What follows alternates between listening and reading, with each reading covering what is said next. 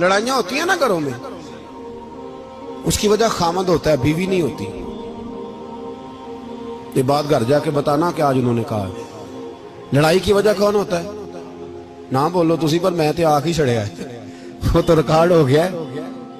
لڑائی کی وجہ کون ہے؟ جڑے باتیں لڑتے ہیں وہ کوندے ہی نہیں پے.